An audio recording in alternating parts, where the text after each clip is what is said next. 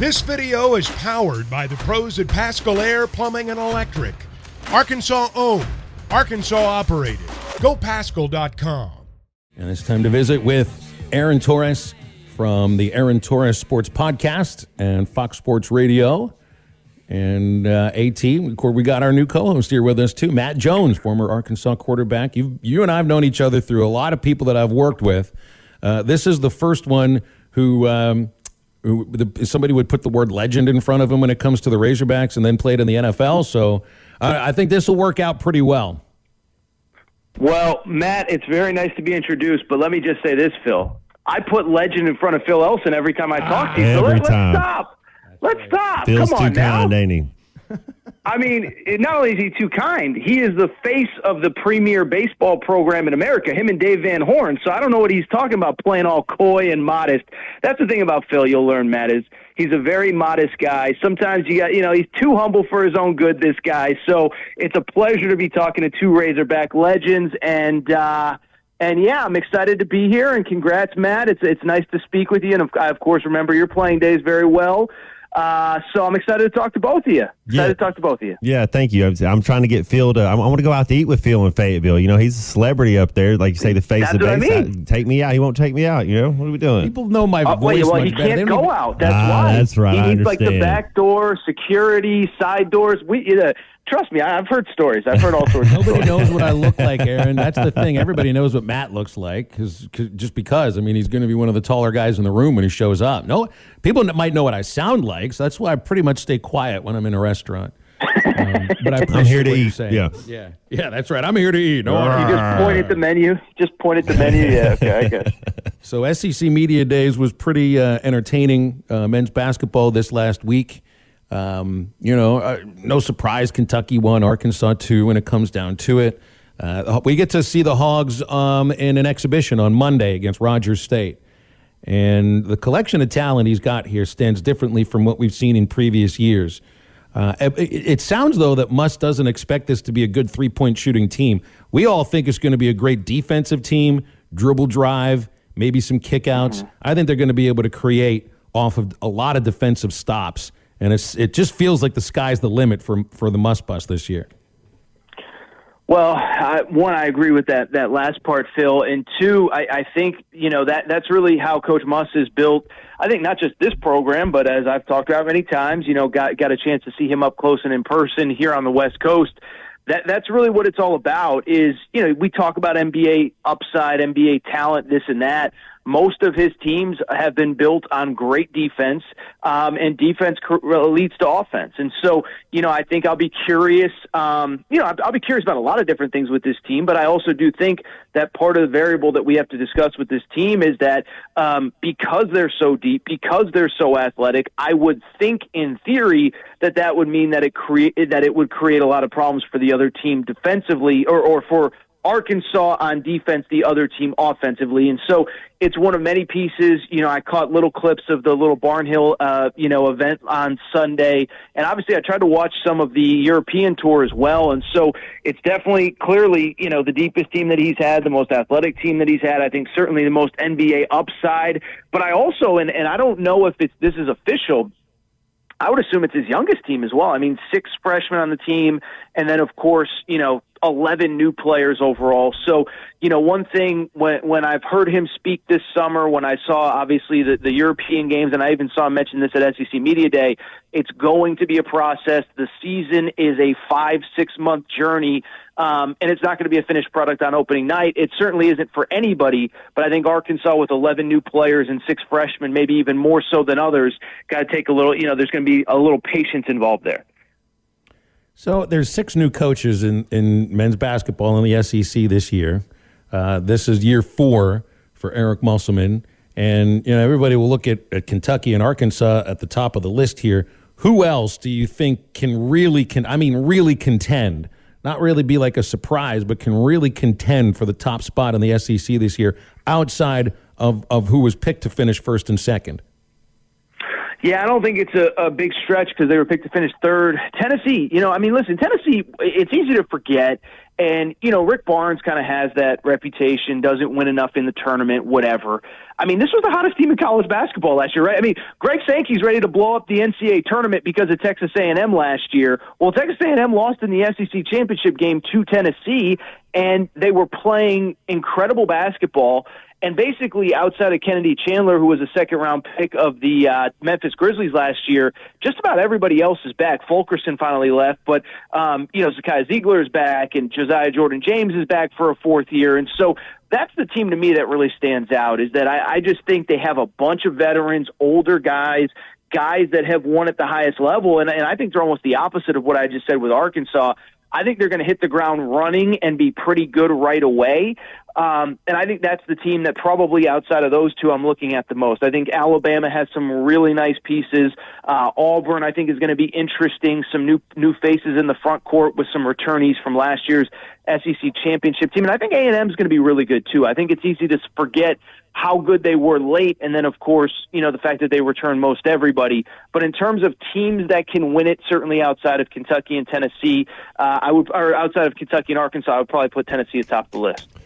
Yeah, Aaron, who do you have as far? We know Nick Smith is going to be, I think he's a lottery pick. Who are some of the other young freshmen or the freshmen that we don't know about that some of these other squads that at Tennessee, Auburn, or who are going to be some of these Fab Five freshmen in the SEC this year? The SEC's got great talent across the freshman class. I'll tell you, there's a kid named Brandon Miller, about 6'8", 6'9". Nate Oates said they had a summer tour. A lot of teams, I think, because of COVID, you can take a summer tour once every 4 years. Well, 2 years ago, nobody did it. And last year, obviously, international travel was really limited as well. So a lot of teams took tours this year, not only Arkansas, but Kentucky, Auburn, Alabama. And in that foreign tour, Nate Oates said that Brandon Miller, his 6'8" freshman, is probably the most naturally talented player that he's ever coached. Or it might have been freshman, but I think he said player in terms of upside. And that obviously speaks, to a lot, considering that they have a guy named Herb Jones that's playing really well for the Pelicans in the NBA right now. So he's one. There's a kid, Julian Phillips, McDonald's All-American at Tennessee, but Tennessee has so many vets. I just don't know how those guys fit in. Same with, weirdly, Kentucky. I mean, we think of Kentucky as the one-and-done school, but they have two really good freshmen, but they also have, a fourth-year starting point guard in the SEC, Severe Wheeler, and obviously the reigning National Player of the Year as well. So those are the freshmen that stand out, and I just think the talent across the board in this league is so good, but I do think it's highlighted by the freshmen. The three McDonald's All-Americans at Arkansas, the other top 100 players at Arkansas, Kentucky has two really good ones, Alabama has a few good ones. There's just a lot of talent across the board in this league. Well, we'll get to see Kentucky this weekend. I know they got their blue-white game.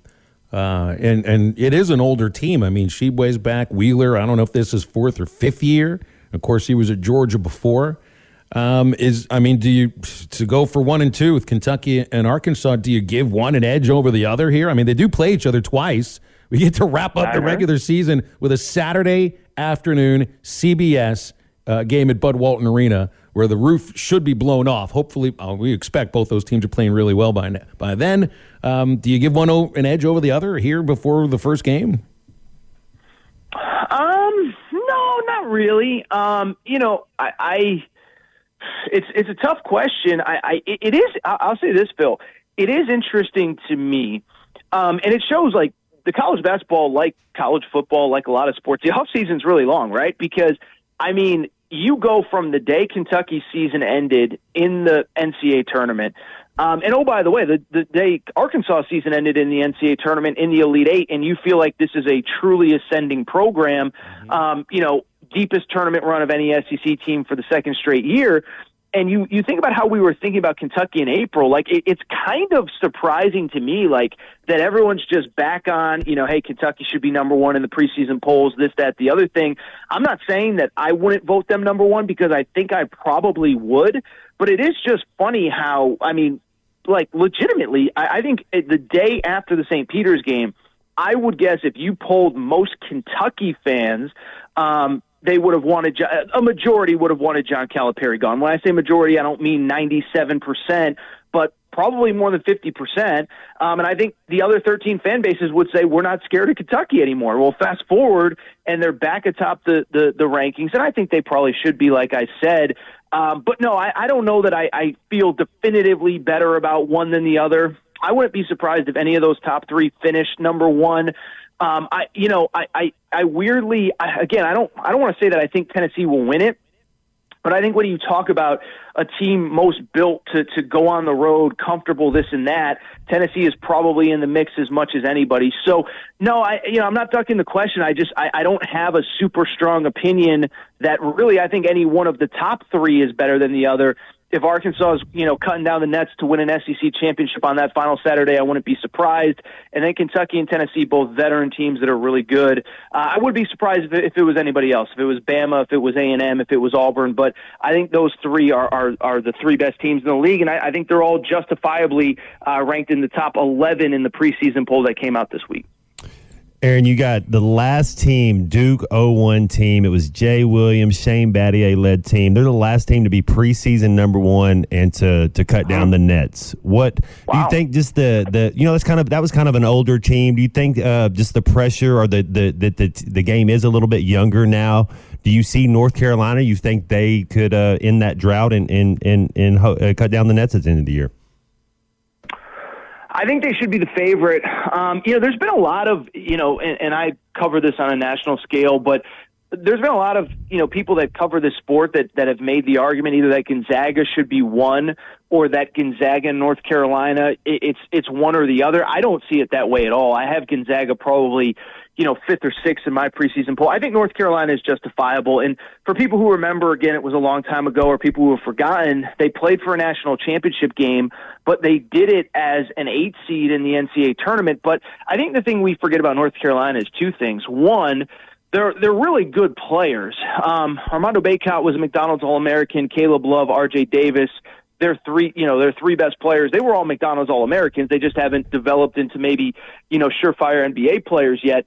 But also, even though they were an 8 seed, and even though they struggled early, they were good like the back half of the season. They I think at one point, I forget what their record was, but they went 13-3 down the stretch. And so I think there's this notion they were an 8 seed, they got hot in the NCAA tournament, you're overrating them coming into this year. I don't think we are at all, because it wasn't just they got hot in the NCAA tournament. They really got hot from about February 1st on. And that's obviously one, by the way, that's what Arkansas has done late in the seasons the last 2 years, has gotten hot at the best time of the year. But North Carolina did the same. So I think North Carolina should be number one. I do think Houston is going to be really good this year.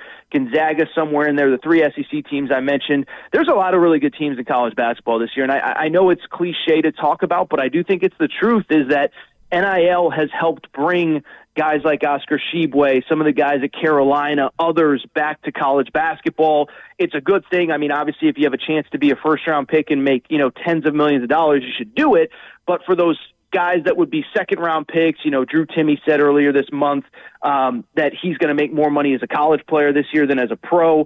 That's a cool thing for college basketball, and I'm curious to see how this impacts the sport down the road as more and more guys, maybe in that late first round, early second round, seriously consider a return to college basketball.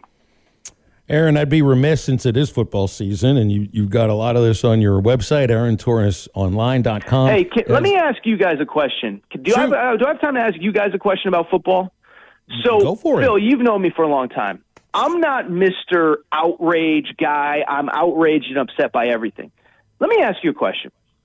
We have a very indecisive video of an Alabama player. He shouldn't play next game. He should be suspended 100%.